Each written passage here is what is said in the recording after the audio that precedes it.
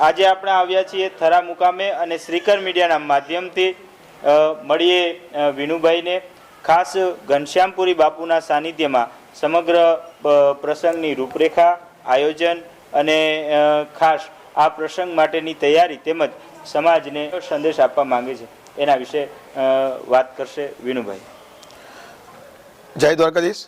અહીંયા આગળ થરા સમયો અહીંયા આગળ 2023ની અંદર થવા જઈ રહ્યો છે, ત્યારે આપણા પરમ પૂજ્ય 1008 મહામંડલેશ્વર શ્રી ઘનશ્યામપુરી બાપુના સાનિધ્યમાં તેમજ બધા સંતોના પણ સાનિધ્યની અંદર અને એમની ખૂબ જ આશીષ અને એમની સેવાથી આ શુભ પ્રસંગ આપણો ભરવાડ સમાજનો થઈ રહ્યો છે। ત્યારે વધુ નહીં કહેતા, થરા ભૂમિ એવી છે, પાવન ભૂમિ કે જે આપણા ભરવાડ સમાજનું અસ્તિત્વ અને આપણું કેન્દ્ર કહેવાય।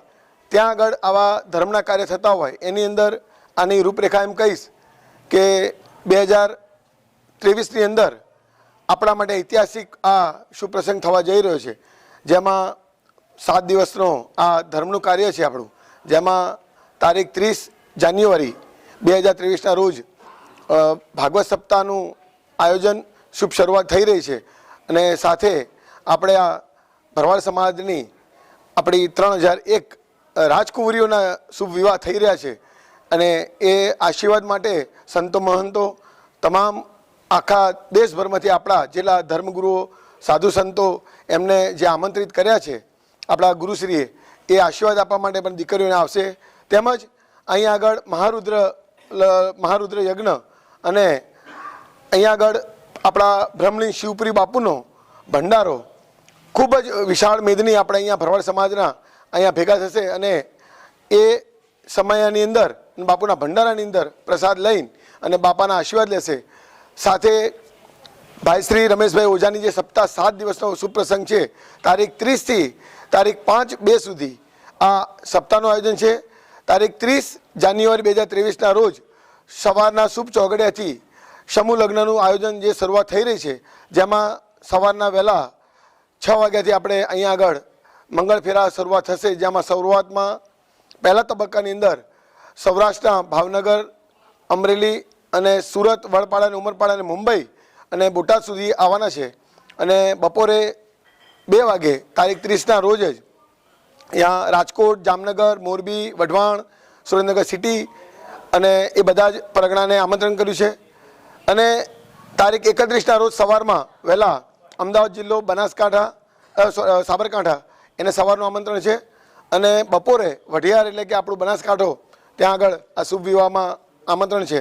તો દરેકને આ શુભ પ્રસંગની અંદર મારું સૂચન અને બાપાનું સૂચન અને બાપાના આજ્ઞા છે કે આપ બધા દરેકને જે સમયસર આપણે અહીંયા આગળ થરા સમયની અંદર આવવાનું હોય તો સમયસર અચૂક પધારજો।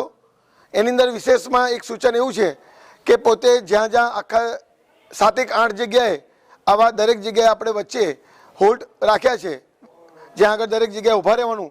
ધારો કે સામખિયાળી પણ એ પટ્ટામાં છે, મોરબીમાં એ બાજુ પટ્ટા છે, અહીંયા પોપટ ચોકડી વિરમગામ પણ છે, મહેસાણા છે, અમદાવાદમાં પણ છે, તેવા બધી જગ્યાઓ જે રાખ્યા છે ત્યાં આગળ બધા ભેગા થઈને સમય નહીં બગાડતા શક્ય હોય એટલા ત્યાં આગળથી ચા પાણીની જે વ્યવસ્થા કરી હોય લઈને તરત બેસીને સમયસર અહીંયા સ્થળ પર પહોંચવા માટેનું આપને એક સૂચન છે।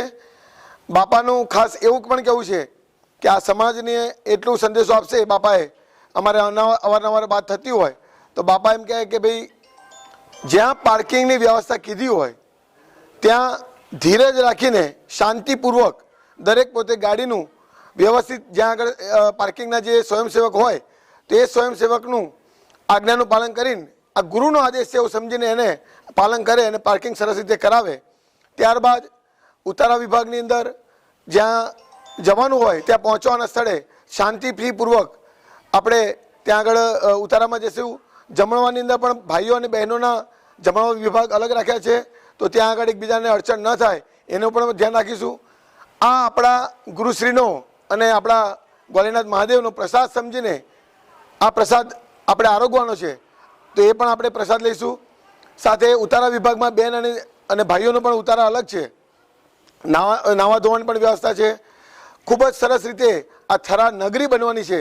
તો આ થરા નગરીની અંદર આપ સર્વેને હાર્દિક આમંત્રણ બાપા વતીથી હું અને આ મંદિર વતી ભોલેનાથ મહાદેવના આશીર્વાદ લેવા માટે આપ સર્વે પધારો એવી મારી અભ્યર્થના છે. જય દ્વારકાધીશ.